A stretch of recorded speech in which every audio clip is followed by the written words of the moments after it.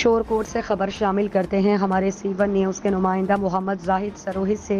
شور کوٹ جو لوگ معاشرہ شور کوٹ جنگ میں کہتے پھرتے ہیں کہ عدالتوں میں انصاف نہیں ملتا اور مجرم کو سزا نہیں ملتی، ان کی نظر رانا سہیل طارق ایڈیشنل سیشن جج خصوصی عدالت نے شور کوٹ نے عبرتناک فیصلہ سنا دیا۔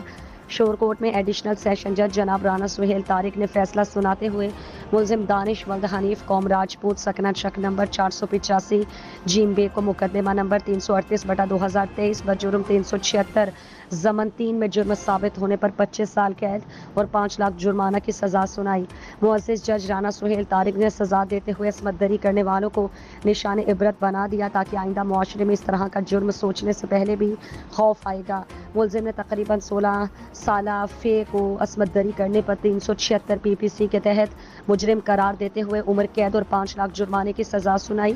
وکٹم کی جانب سے کہانی استغاثہ کو ندیم اقبال چودھری ایڈوکیٹ نے مضبوط جراح اور ٹھوس دلائل کے ذریعے ملزم کو عبرتناک سزا دلوائی، جو کہ ندیم اقبال چودھری ایڈوکیٹ شور کوٹ کے سینئر وکلاء میں شمار ہوتے ہیں اور ماہر قانون دان ہیں۔